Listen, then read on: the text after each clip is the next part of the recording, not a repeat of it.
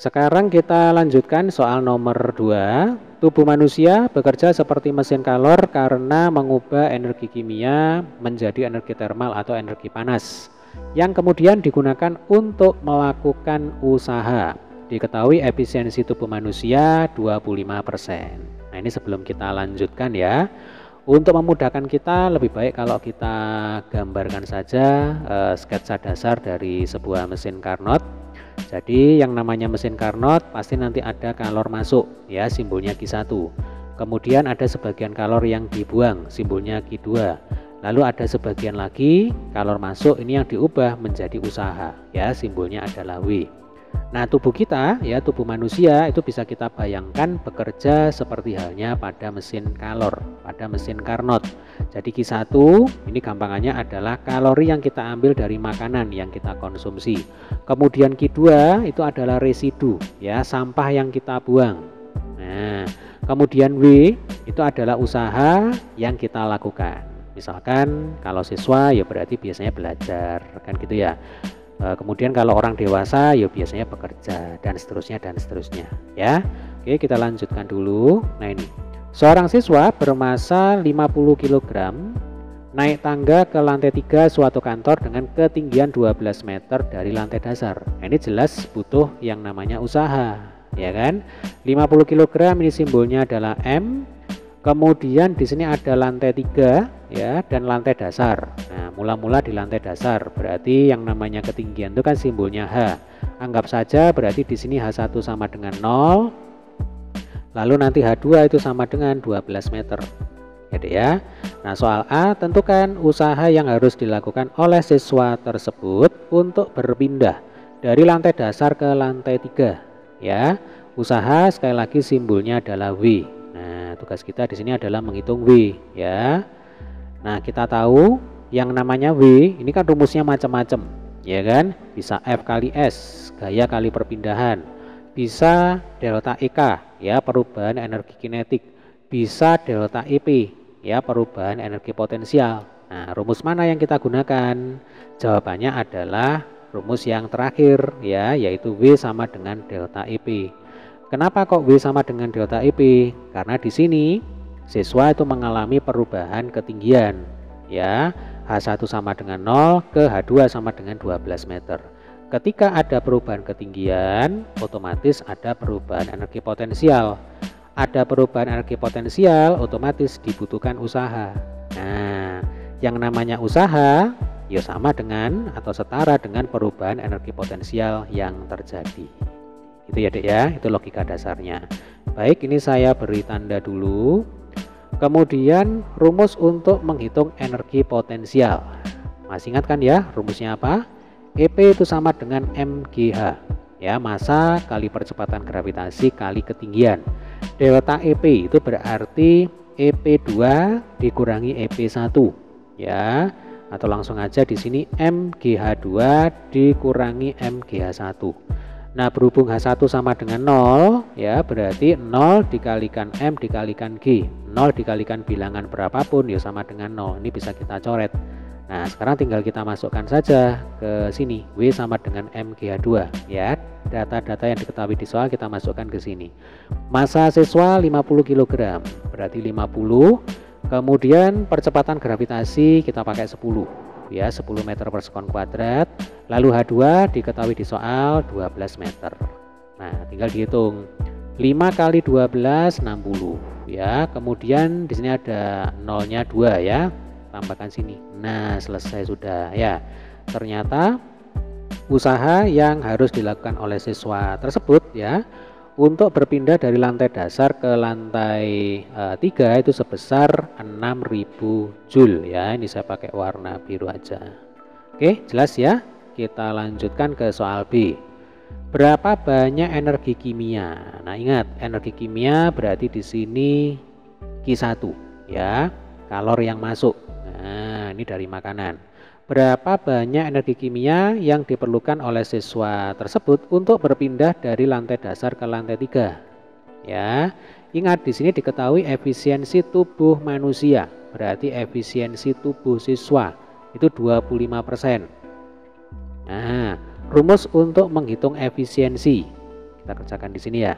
Efisiensi itu simbolnya seperti ini ya, seperti huruf N. Nah, rumusnya adalah W dibagi dengan Q1. Ya, efisiensi sama dengan W per Q1. W-nya sudah ketemu. Nah, tugas kita menghitung Q1. Efisiensi diketahui di soal. Nah, kan gampang ya. Berarti efisiensi itu 25%. Ya, 25% itu 25/100 sama dengan W per Q1. Oh ya, ini kali 100% gitu ya. Nah, 25/100 sama dengan W-nya tadi 6.000 ya, kemudian dibagi dengan Q1, ini dikalikan dengan 100%. Nah, ingat 100% itu kan ya sama dengan 1. Nah, dikali 1, ya ini sebenarnya nggak perlu ditulis gitu. Nah, ini ya. Oke, selanjutnya ini tinggal kita kali silang ya. Jadi atau sebelum dikali silang 25/100 ini kan bisa kita sederhanakan ya. Ini sama dengan 1/4 nih. 25 dibagi 25 1, 100 dibagi 25 sama dengan 4. Nah, baru kita kali silang. Jadi Q1 kali 1 ya sama dengan Q1. Letakkan sini. Kemudian 600, kok 600? 6.000 dikali 4 ya, letakkan di ruas kanan. Nah, 6.000 kali 4 itu sama dengan 6 kali 4 24 ya, tinggal ditambahkan nolnya sebanyak 3. Nah, seperti ini. Jadi energi kimia yang dibutuhkan oleh siswa tersebut adalah 24.000 Joule ya. Ini dengan efisiensi 25%. Jadi ini maksudnya 25% dari energi kimia yang masuk ke tubuh siswa, yang masuk ke mesin kalor ya, itu hanya sebagian kecil saja yang digunakan untuk melakukan usaha. Nih 6.000 Joule ya, ini yang digunakan untuk berusaha. Lah sisanya itu berarti dibuang gitu. Ini jadi sampah. Itu pengertiannya ya, Dek ya. Oke, kita lanjutkan ke soal C. Nah, ini barusan kita singgung ya. Berapa banyak panas atau berapa banyak kalor yang dilepaskan atau yang dibuang oleh metabolisme tubuh tersebut. Berarti di sini simbolnya adalah Q2 ya. Nah, kalau kita gambarkan sketsa mesin Carnot dari awal seperti ini kan membantu kita sekali nih ya. Ini enak sekali nih. Jadi Q1 ya, ini sama dengan Q2 ditambah W. Nah, jadi kalori yang diserap sebagian digunakan usaha, sebagian dibuang. Ya, kita bisa menggunakan rumus itu untuk menghitung Q2. Jadi ini untuk soal yang C, Q1 sama dengan Q2 ditambah dengan W. Jadi ini nggak usah dihafalkan, tapi cukup diingat dari gambarnya saja ya, dinalar dari gambarnya saja. Baik, untuk Q1 nya tadi kan 24.000 ya. Nah, ini 24.000 sama dengan Q2 ditambah usaha ya, usaha yang dilakukan tadi 6.000.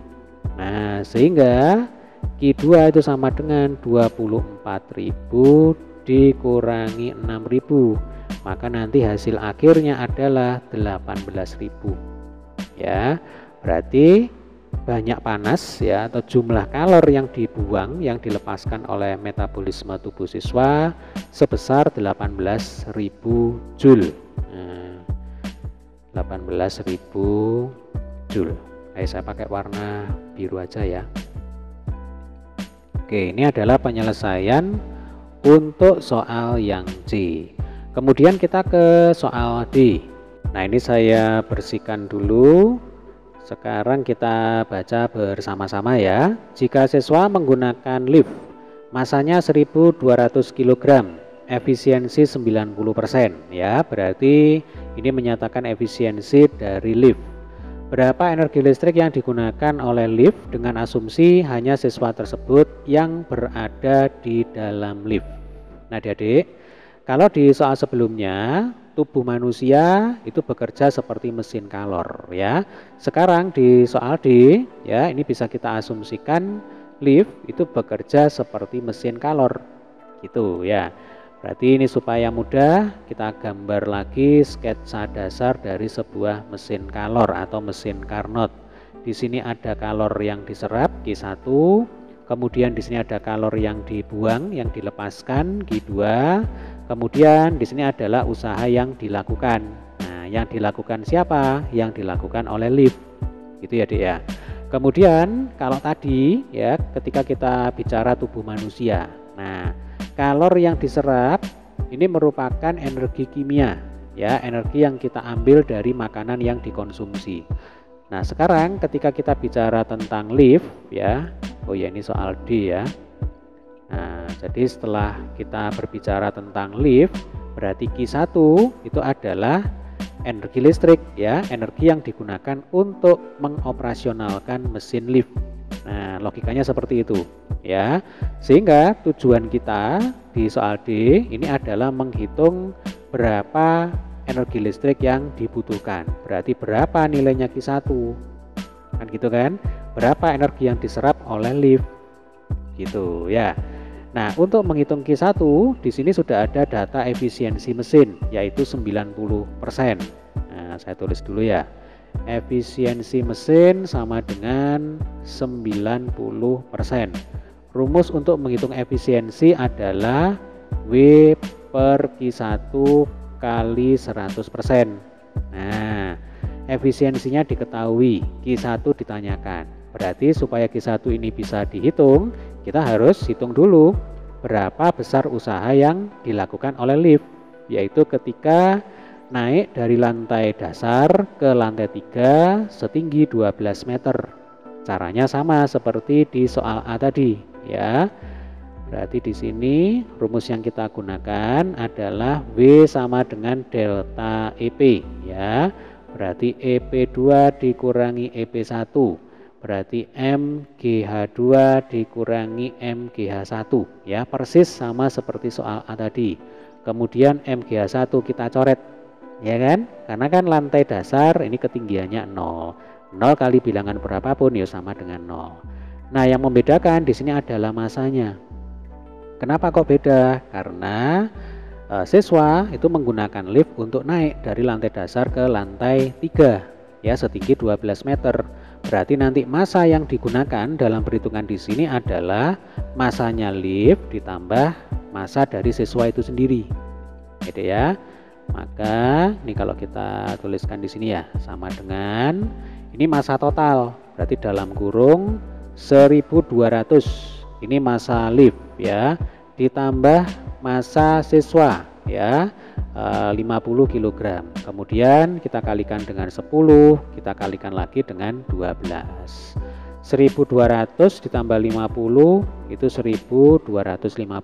Berarti ini kali 10 kali 12. Nah, nanti ini kalau dihitung ya Dek ya, hasilnya itu akan sama dengan 150.000 Joule.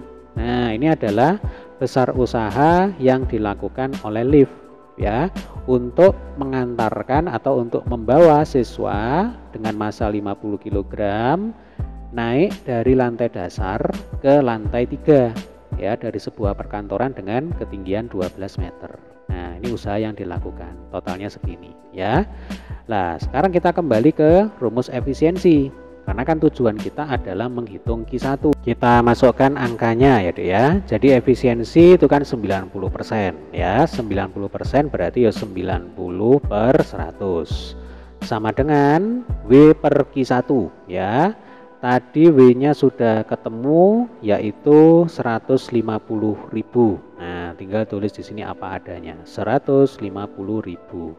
Lalu ini kita bagi dengan Q1 ya. Kemudian ini kita kalikan lagi dengan 100%. Nah, 100% itu kan ya sama dengan 1. Maka ini bolehlah dicoret aja ya. Kemudian untuk menghitung Q1. Nah, ini tinggal dikali silang ini sebenarnya ya.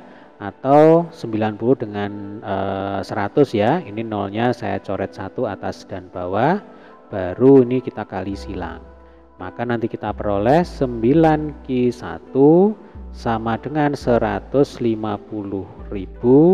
dikalikan dengan 10, atau Q1 itu sama dengan berapa coba? 1.500.000 ya kan, dibagi dengan 9. Ini kalau dihitung nilainya adalah 166.666,6666 dan seterusnya Joule gitu ya. Jadi bisa kita bulatkan ini sekitar 160.000 ya, atau 166.000 Joule. Itu adalah kebutuhan energi listrik yang diperlukan kalau menggunakan lift gitu ya. Ini soal D. Nah, kita lanjutkan dengan soal E. Bandingkanlah jawaban B dan jawaban D dan tariklah kesimpulan. Jadi jawaban D tadi kan menghitung Q1 ya, energi listrik yang dibutuhkan. Sementara jawaban B ini juga menghitung Q1, yaitu energi kimia yang dibutuhkan oleh siswa. Nah, kita bisa tuliskan di sini ya. Jadi kalau kita bandingkan untuk Q1 siswa, ini ada energi kimia yang dibutuhkan oleh siswa. Tadi sudah ketemu nilainya 24.000 Joule. Ini kebutuhannya ya. Saya pakai warna merah. Ini kebutuhan siswa. Kemudian energi listrik yang dibutuhkan oleh lift ya untuk naik ke lantai 3 itu sekitar 160.000 Joule. Jadi kalau kita bandingkan ya, satunya 24.000, satunya 160.000 Joule. Berarti Q1 lift ya itu jauh lebih besar dibandingkan dengan Q1 siswa. Artinya butuh sumber energi yang lebih banyak ketika naik lift ya dibandingkan dengan ketika jalan kaki secara manual, yaitu dengan naik tangga. Nah, di sini kan perintahnya tariklah kesimpulan ya. Kesimpulan tadi itu bisa kita tulis begini. Ya, karena Q1 siswa itu lebih kecil dibandingkan dengan Q1 lift, maka tentunya naik tangga itu menjadi lebih hemat daripada naik lift. Gitu ya. Oke, demikian tadi adalah pembahasan untuk soal nomor 2.